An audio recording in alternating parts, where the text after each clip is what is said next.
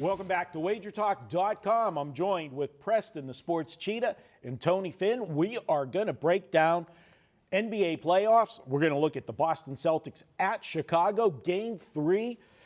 And guys, who would have thunk that the Chicago Bulls would be up 2-0 at this point? And Preston, we're going to give you your due. I know you put out Chicago plus 400 for the series. But I got to ask you honestly, did you really think you're going to be going back to Chicago up 2-0? I did tweet Bulls outright before Game 1 started, and after Game 1 ended, I said Bulls in 4. Wow. So if the Bulls don't win in 4, you can give me some heat back because I really think this might be a sweep. Okay, and well, let me start with you. What is the matchup that you saw in this one that's going right for Chicago that you figured was going to go right? Yeah, the most glaring deficiency that Boston has, as great as Isaiah Thomas has been offensively, scoring 29.1 a game, second in the NBA, tied with Harden. He's very, very small, and he doesn't defend well.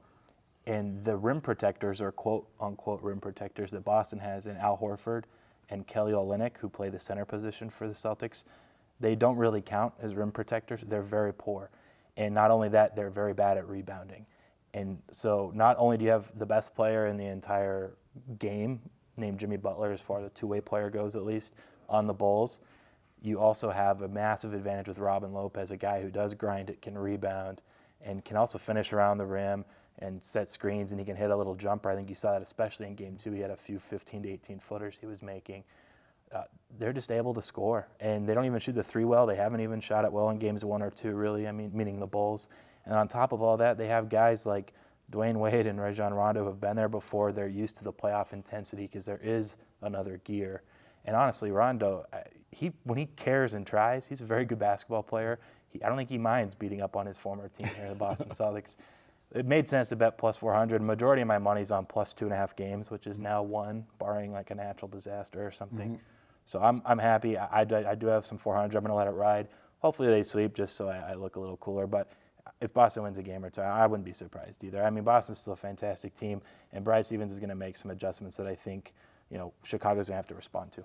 You don't need to look cool. Cashing the plus 400 is fine. Whether it's a 7 games, 6 games, it still pays the same. Yeah, it pays the same. I'll take that. Tony, you look at this one, and there's no question. As Preston has pointed out, even though Chicago hasn't been shooting, that well to be doing this, the fact that they're just owning the boards, they're getting second chance points, and they're just absolutely killing the Celtics with second chance points in this series. What do you see that, if Boston has any chance of, changing things around?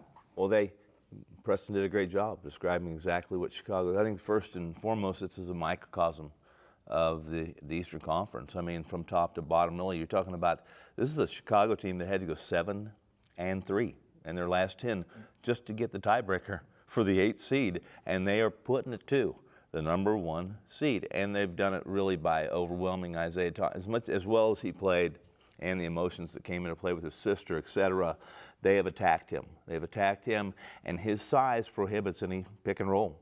Most good teams, what Chicago's doing to Isaiah Thomas when they bring out their big and showing, most good guards would find a way to get the ball to the center on a pick and roll. Isaiah's just not big enough to do such, and that size is bothering him. And I think Preston's made a terrific bet because I don't think it's a stretch at all by any fashion or form that Chicago could possibly sweep this series, especially with some of the drama and some of the emotion that hit Boston with Isaiah If they take Game 3, it'll be a sweep. I agree with you. Boston will, they're not going to show up with minus everything. 2 in Game 3, so they're favorites to win Game 3. Yeah. For me, where it's at is Boston, especially a team that doesn't rebound well, they're just living too much off of the three. They shot 38 threes in Game 1, 33 in Game 2. You've got to come up with some better shots, some better looks, because they're getting one and done. And what's killing them as well is when they are taking the threes and missing, and Chicago's crashing the boards. Chicago's getting some transition baskets off of that, off of misses that Boston's just not getting back for, and they dig a deficit that they can't come out of. And for me, in Game 3, I don't trust Boston, but if Boston is going to change this, they're gonna have to do something defensively, and I think they got to run a better. It's a combination of running better offensive sets, which will shorten the game a little bit. And if they are making some of those, it will eliminate some of the transition baskets off of rebounds and going. So for me in game 3, I'm going to look for the under. If Boston's going to do anything, you'll see it correlate on the scoreboard with a lower scoring game. That's how I'm going to attack game 3 if I look at it. Preston, are you going to do anything, or are you going to just sit there and gloat over that plus 400? You know, if I did anything, I had somebody ask, I think Bulls minus 220 now to win the series is still a good bet.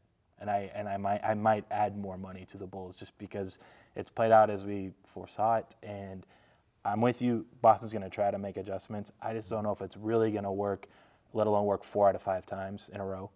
So laying minus 220 on the Bulls when they're headed home for 2 and they're already up 2-0, I think is actually still a good bet. I saw you last night when they were Chicago was up in the second quarter, 8, 9 points? That was weird. They were up 11 with 2:06 in the second quarter, and they were still plus money or plus 1.5 live. And so 2 minutes later, I mean, they were only, the Boston was only laying 6 at halftime. Right. So there was unless they were laying 5 in that 2-minute period to equal 11, it didn't make any sense. Anyways, I think Boston actually cut it to 8, and it was still a good bet because it was only 6 at halftime. So, yeah, if you want to follow me for live bets, I've been posting my NBA playoff stuff pretty regularly, and we've done pretty well so far. Tony, if you play this one, you looking at anything? I would join you. This is a Boston offense that's gone from a rating of a 108.6 down to a 102.5, I think, in the playoffs, and we're going to see just how good Brad Stevens is. Is he going to make the proper adjustments? But I would probably follow your suit and think that if Boston's going to do anything, they're going to have to slow it down. They're going to have to do something differently because nothing's worked so far. I'll go to the under. All right, there you go. Hey, guys, if you're brand new to Wager Talk, you can get $50 free from us. After you make your first purchase of $12 or more, email support, put your username, email support@WagerTalk with your username, and within 24 hours, we'll put $50 in your account for you to use any way you like. That's just our way of saying thank you for joining the Wager Talk team. Hey, we'll be back with more videos here at WagerTalk.com.